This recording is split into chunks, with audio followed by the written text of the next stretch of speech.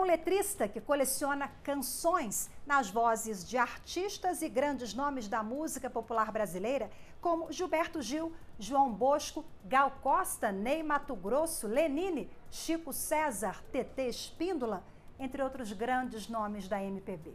Está há 40 anos no mercado e é um dos profissionais mais requisitados na área. Eu recebo hoje no programa o jornalista, produtor e letrista Carlos Renaud.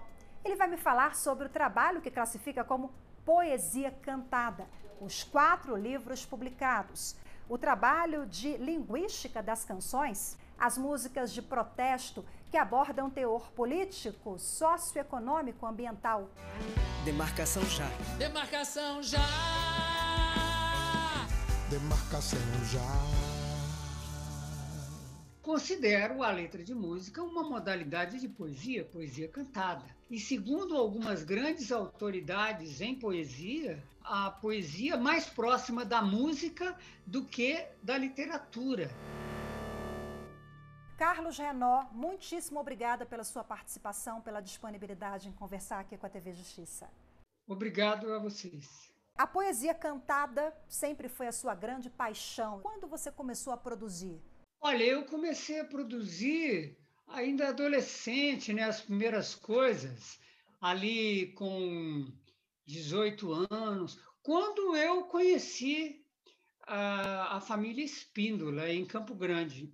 Minha família tinha se mudado para lá, saindo de Campinas, onde moramos 2 anos, e aí eu, quando conheci os Espíndola, sobretudo a TT, principalmente a TT, aí é que eu comecei a compor, a fazer letra. Assim, foi de imediato. Quando a TT cantou para mim, eu decidi imediatamente o que eu ia fazer na vida. Eu não tive problema de escolha profissional. Será que já estava escrito nas estrelas? Estava. Signo do destino, que surpresa ele nos preparou. Meu amor, nosso amor estava escrito nas estrelas, estava assim. Bom, falando em Escrito nas Estrelas, virou hit, foi um grande sucesso, né? Ganhou o Festival dos Festivais na TV Globo em 1985. E essa parceria foi a primeira música. Como é que nasceu Escrito nas Estrelas? Não é a primeira música assim composta com a TT ou no círculo da TT, né? Antes houve um disco muito importante dela, chamado Pássaros na Garganta, que se inscreve, né, dentro da produção da vanguarda paulistana, né, que assim se chamou um movimento do início dos anos 80 aqui em São Paulo, né? Um movimento de renovação estética na música, né, como proposta, na música brasileira. Mas é a primeira canção que eu componho com o Arnaldo Black, o marido da TT, que era meu amigo e que eu apresentei para a TT, aliás. E nasceu dessa forma. Ele me deu a melodia e eu fiz a letra, achando que tinha potencial para se tornar mesmo uma canção popular, bem popular. Mas você tinha noção de que ter essa repercussão toda? Não, porque quando eu compus também nem sabia da existência do festival, né, de que ia rolar um festival e tal. Caso do acaso bem marcado em cartas de tarô. Meu amor, esse amor de cartas claras sobre a mesa é assim. E o que isso mudou na sua vida? Representou para mim a possibilidade de viver mais do meu trabalho artístico, compositório. O que veio primeiro, então, na sua vida? A música ou a literatura? Eu, na verdade, não me considero exatamente um literato, né? Embora me considere, possa concordar que eu seja um poeta. Por quê? Embora eu prefira ser chamado de letrista, que é o termo mais preciso, né? Deixando o termo poeta mais para aqueles que fazem poesia literária, poesia de livro, né? Eu considero a letra de música uma modalidade de poesia, poesia cantada, né? Nesse sentido, eu sou poeta, né? Mas a poesia é uma arte, embora literária, embora publicada em livros, né? Até quando se trata de letra de músicas, como esse livro, meu último, né? Lançado pela Perspectiva, que reúne letras minhas, né? Mesmo assim, né?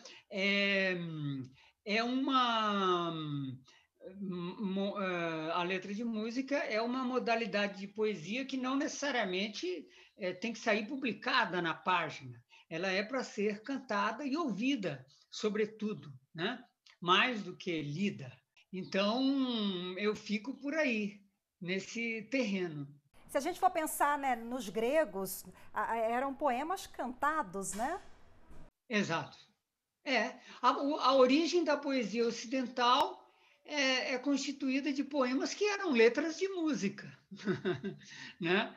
Porque todos os poemas, né, dos grandes poetas gregos, depois da Roma antiga, né, eram poemas entoados, cantados, né? E depois há um período na história da poesia propriamente dita, poesia literária, há um período que corresponde ao da Alta Idade Média, né, em que essa aproximação entre poesia e música se intensifica, né, dando origem a arte que precede a da canção popular, que veio a vigorar como nunca antes no século XX para cá, né? Tanto que os poemas trovadorescos, né, do período, né, eram não à toa chamados de canções, né? Ou seja, o que eu queria dizer é que a poesia, embora, né, considerada naturalmente uma modalidade da literatura, né, ela está muito próxima da música. E, segundo algumas grandes autoridades em poesia, como, por exemplo, o poeta americano Ezra Pound, um grande nome da poesia mundial no século XX, né, sobretudo na primeira metade do século XX, ele considerava a poesia mais próxima da música do que da literatura. Falando em canções, né? Canções, recentemente você lançou o livro chamado Canções, que reúne boa parte da sua obra, como letrista, e o álbum Poesias. Eles foram pensados juntos, foram lançados em momentos diferentes, e é interessante que tem esse trocadilho com o nome. Explica pra gente por que o livro Canções e o álbum chamado Poesias. Na verdade, eles foram concebidos originalmente para serem uma obra só. Inicialmente, a minha ideia era lançar um livro com um CD embutido. Isso não foi possível, né? Então, as duas obras tiveram que sair separadamente. Uma, no caso do álbum, pelo selo Sesc, e o livro pela editora Perspectiva, mas lá saíram simultaneamente. Os lançamentos foram simultâneos, né? E eu faço essa brincadeira justamente porque o que me orientou na escolha, na definição, na escolha do repertório e na definição estética do CD foram as letras minhas mais literárias, aquelas que se aproximam mais, como letra de música, da poesia literária. Entende? Para acentuar esse caráter literário da letra de música, esse caráter de poesia da letra de música que eu gosto de salientar, entende? Daí o álbum de canções se chamar Poesia, né? E ao mesmo tempo, o livro com letras, reunindo letras minhas, né? Grande parte da minha produção, se chamar Canções, né? Porque é uma forma também de remeter às poesias da arte trovadoresca. É uma espécie de álbum digital, porque tem um QR Code. Existe o álbum Poesia e existe o livro Canções. No livro Canções, existe um outro álbum digital, entende? Chamado Mixelâneas. As faixas desse álbum digital são acessíveis pelo QR Codes. Esse é o livro Canções, né? Aí tem, olha, para ler ouvindo, miscelânea, álbum digital. Aqui tem os desenhos dos QR Codes, né? Desse álbum digital participam Luiz Tati, Marcelo Genesi, J. Veloso, Felipe Cordeiro, Jerônimo Santana, Zé Cabaleiro, enfim, vários parceiros. Me parece que uma das canções do álbum, a última ali, ela não é cantada, mas ela é recitada pelo Gil? O seu parceiro, Gilberto Gil. Esse é o álbum. O Cacá Machado, o produtor do disco, né? Ele teve a ideia de finalizarmos o disco com o Gil não cantando, mas recitando a letra, até para acentuar esse aspecto poético que era a intenção do projeto estético do álbum, entendeu? Extrair uma das canções, das letras, né? Não para ser cantada, mas para ser recitada. Entre a célula e o céu, o DNA e Deus, o quark e a Via Láctea, a bactéria e a galáxia. Entre agora e o éon, o íon e Órion, a lua e o magnéton. Essa canção nós havíamos feito em 1995 para o álbum Quanta, que ele estava concebendo na época e que foi lançado, se não me engano, em 96. Para mim, ela constitui uma espécie de ideograma do homem, do ser humano, né? Dentro do panorama da conjuntura cósmica. E a letra não tem verbo, ela não é uma letra que se desenvolve sem nenhum verbo. Um cosmos em mim só, um átomo de pó, assim do Yang ao Yin. Eu e o nada, nada não, o vasto, vasto vão, do espaço até o espinho. Da parceria com Gilberto Gil, nasceu também um livro. Você organizou o livro dele com várias letras. Frutos de entrevistas, de 60 horas de gravação que fizemos. E vamos retomar isso o ano que vem para lançar em 2022 uma obra atualizada de todas as letras, né? Com a obra dele atualizada e novos comentários quando ele vai completar 80 anos de idade e 60 de composição. Nossa, ele foi lançado quando, Renaud? No final de 2003. Daí a necessidade de uma nova edição atualizadora, que com certeza vai conter mais umas 150 páginas. Como é que é seu processo criativo? Você demora mais ou menos quanto tempo para produzir uma canção, um poema cantado? Naturalmente que depende da extensão da letra, né? Esse é um fator, né? Sobretudo as de caráter engajado, político, participativo, né? Eu tenho algumas letras longas, né, de longo fôlego nesse sentido, aí vão demandar meses, né? De 2 a 4, 5 meses. Para mim, escrever é reescrever. Eu diria que, como há duas formas de escrever letras, né? Para mim, que sou letrista e não faço música, né? E essas formas são: ou eu faço uma letra para ela ser musicada, né, posteriormente por um parceiro, ou eu faço a letra sobre uma música pré-existente que um parceiro me passa, né? Por causa do meu processo de trabalho, as melodias são, no fim, são palimpsestos, entendeu? Sobre porque sobre elas eu escrevo e reescrevo versos. Como essas parcerias elas nasceram ao longo da sua trajetória? Bom, para mim foi uma surpresa, né? Que pouco a pouco eu fui sendo descoberto e valorizado por compositores, cantores que já haviam feito a minha cabeça, né? No caso do Gil, por exemplo,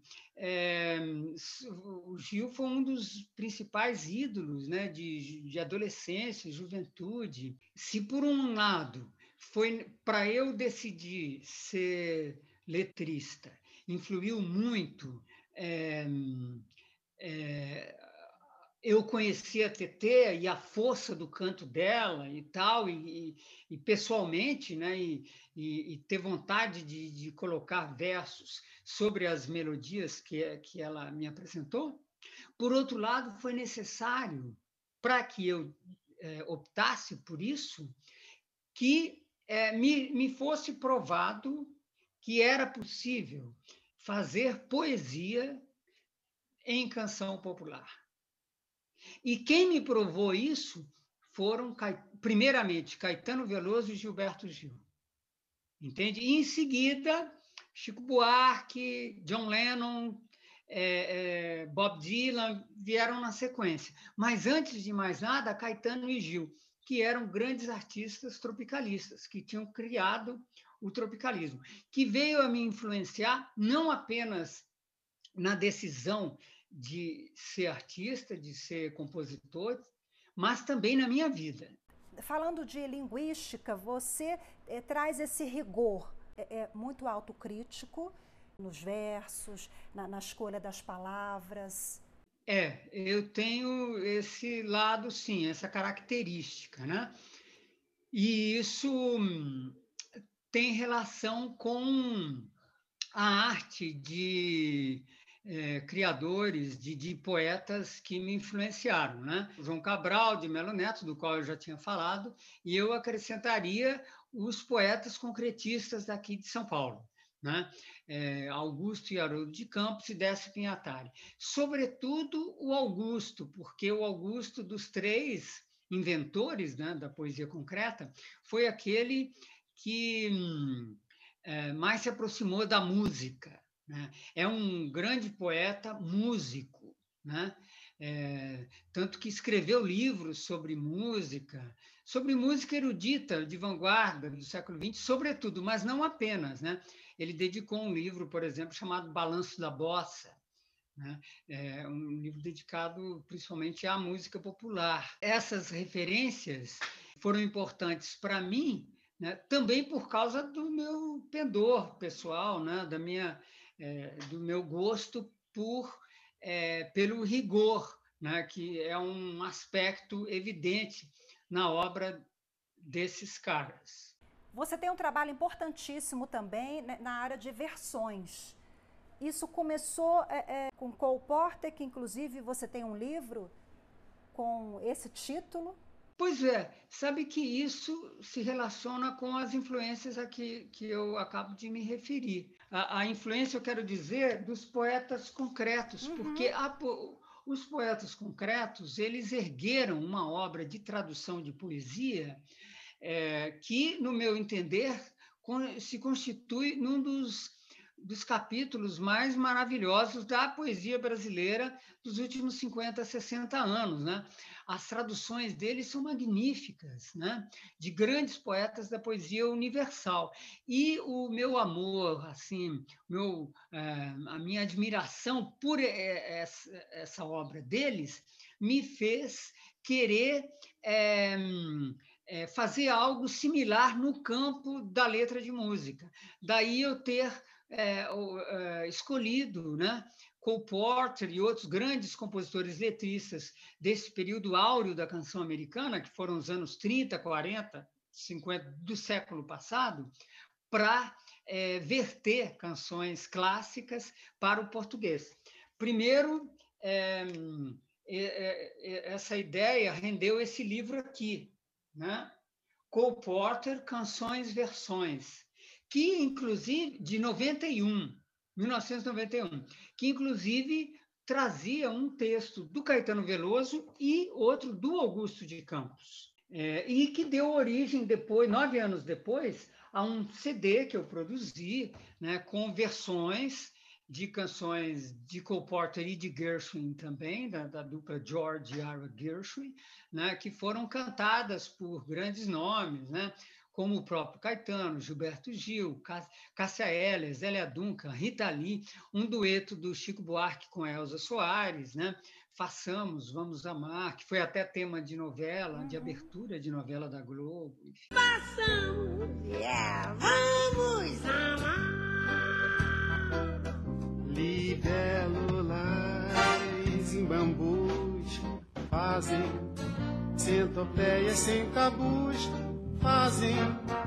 façamos, vamos amar. E você lançou na década de 90, mas a tua pesquisa não parou. Você tem material para lançar um outro mais robusto, né?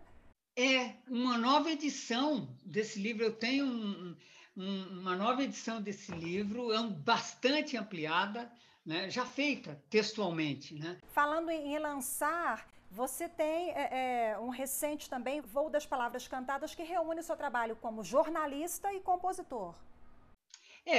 Porque são textos que eu escrevi ao longo de 30 anos, cerca de 30 anos, né? Sobretudo na imprensa, né? Em jornais como a Folha de São Paulo, mas não apenas, em revistas como a Bravo, né? E para exposições, para álbuns, para CDs e tal.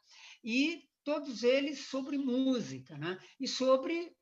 Mas da minha perspectiva, da perspectiva de um letrista, ou seja, sobre poesia de canção. As suas letras estão nas vozes de grandes intérpretes. Nós falamos de alguns aqui. Por exemplo, tem uma letra sua que ela foi gravada pela Elba Ramalho, pela Gal Costa, por Lenine e Chico César, se eu não me engano. Então, você vê aí um grande sucesso que nem sempre as pessoas identificam quem é o autor, ou confundem, né, o autor com o intérprete e tal. Isso não lhe incomoda, essa falta de reconhecimento, sobretudo hoje nas redes, né? A música mudou, não tem mais disco, não tem mais CD. Então, hoje acho que piorou. Então, não tem nem lá o nome do autor? Não, isso me incomoda, sim, muito, né? Antes disso, né, do advento das redes, da intensificação disso, que é uma coisa maravilhosa na vida de nós, né, todos, né, mas que apresenta esse problema para profissionais como eu, né, autores, né? Eu não me incomodo com o fato de não ser um artista que aparece como cantor, mesmo um músico, isso não, entendeu? Porque eu sou um artista mesmo de bastidor, né? Eu não sou um artista de palco, né? Agora, antes os créditos eram sempre dados, né? O que me incomoda é a falta de crédito, né? De credenciamento, porque com as redes, né, quase ninguém sabe que a letra de uma canção, por exemplo, é de uma outra pessoa que não aquela que está acreditada ali, que é quase sempre o do cantor, né? Muitas das canções minhas nas redes não são, né? As pessoas não ficam sabendo que elas são de Carlos Enoch. Tem amigos meus que gostam de canções minhas, conhecem faz tempo e não sabem que são minhas. Por exemplo, quando estava o musical da Elsa em cartaz, já estava nos últimos tempos, ia ser a última semana de apresentação aqui em São Paulo, e eu não tinha visto, né, o musical. E aí eu fui ver se tinha convites sobrando, aí me disseram que não, já estavam esgotados, os convites já estavam esgotados e não ia dar, né? Aí eu conhecia, lembrei de uma das cantoras, que era conhecida minha, né?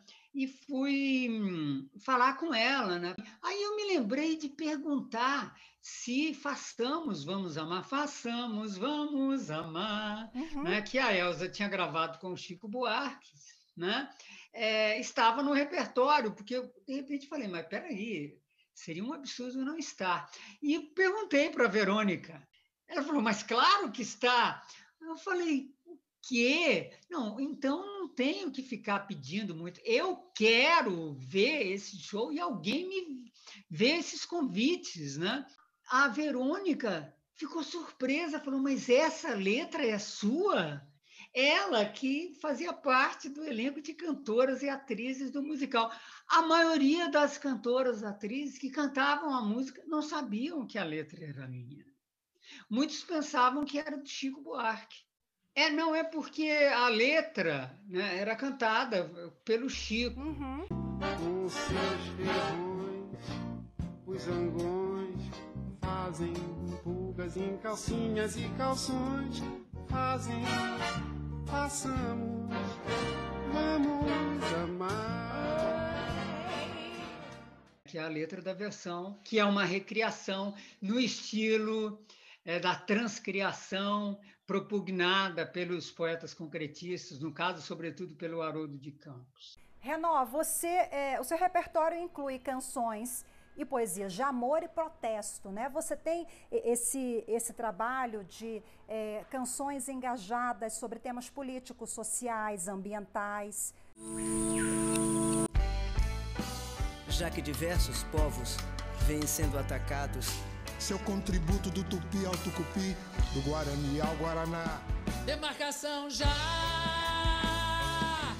Demarcação já! Pela polícia na periferia. Por todo o povo índio que é expulso da sua terra por um ruralista. Vamos falar um pouquinho sobre manifestação. Manifestação fez parte da campanha da Anistia Internacional. Vocês fizeram um clipe com artistas, grandes ícones. Por todo jovem negro que é caçado pela polícia na periferia. Por todo pobre criminalizado, só por ser pobre, por pobrefobia. Você fez um mix ali, artistas já consagrados, com iniciantes assim que estão há pouco tempo no cenário musical. Fala pra gente como é que foi a concepção desse projeto Manifestação. Bem, eu havia escrito a letra já tinha um tempo, né? Quando ela foi musicada pelo Russo Passapusso, do Baiana System, o Rincon Sapiência, que fez a divisão de rap da parte do meio da letra, né? E o Xuxa Levi, que fez o refrão, a música para o refrão, né? E eu achava que aquela canção, né, poderia vir a servir à campanha por direitos humanos da Anistia, da mesma forma como Demarcação Já, com letra minha e música do Chico César, havia servido à campanha do Greenpeace por demarcação de terras indígenas, sem, no entanto, que eu tenha escrito essas letras pensando que elas serviriam a campanhas dessas organizações não governamentais. Deixa o índio, deixa o índio, deixa os índios lá. Deixa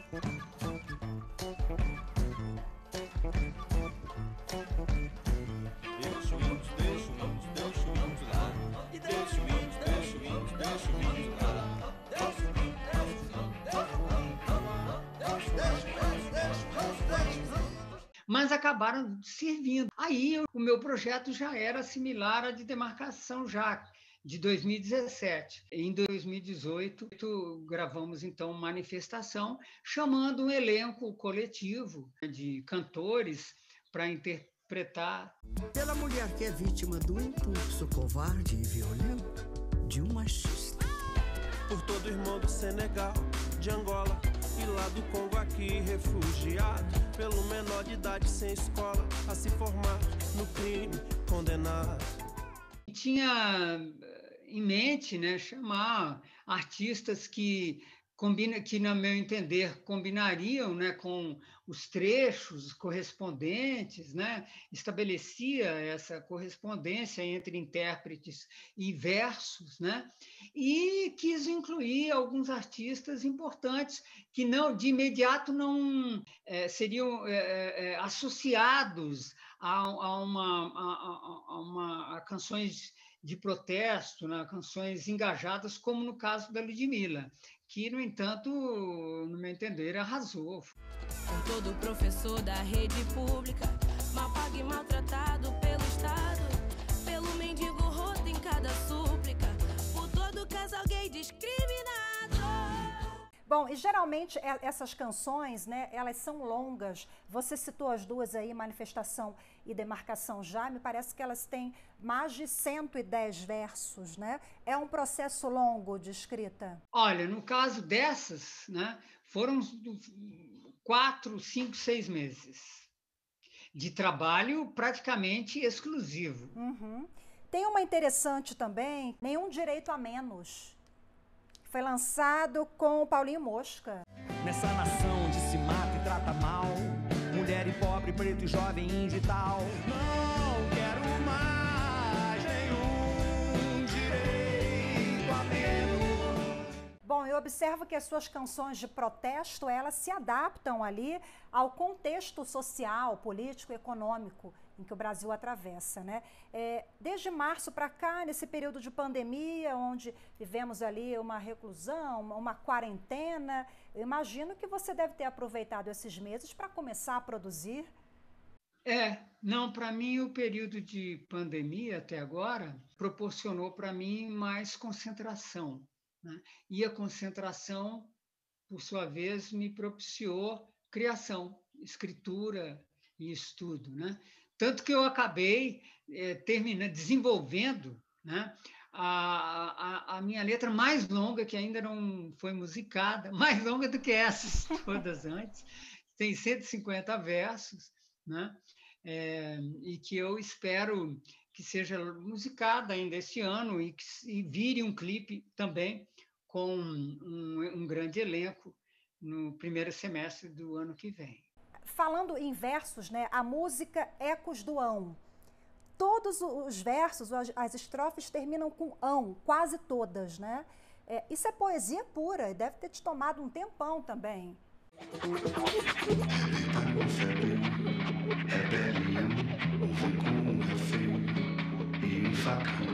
A mãe aflita grita logo não e gruda as mãos na grade do portão. E eles são o fim da fome e da difamação. Porque não pôr o jogo em ação? Tal seja agora a inauguração. É um som muito original da nossa língua portuguesa, né? E como eu estou falando de Brasil nessa letra, né?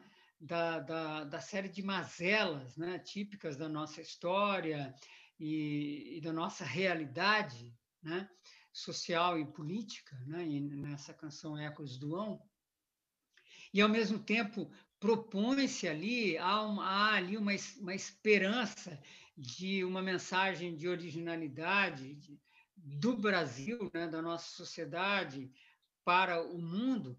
O ão serve de emblema disso, porque é no campo das palavras, do campo dos fonemas, aquilo de mais original que um país como o nosso, através de sua língua, tem a oferecer no contexto das línguas internacionais.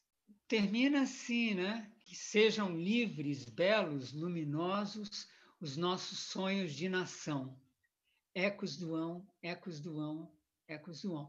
Né? Eu acho que a luz e a esperança está nas canções em si, nas obras, né? Não na realidade, no que a gente está vendo. Foi um prazer enorme conversar com você, que você continue, né, compondo e trazendo luz, esperança com as suas canções de amor, de protesto. Muito obrigada, Renaud. Muito agradecido, também foi um grande prazer para mim. Eu agradeço a você também pela sua audiência. Para rever o programa, é só acessar youtube.com/TV Justiça Oficial e procurar o nosso programa Iluminuras. Tchau, tchau!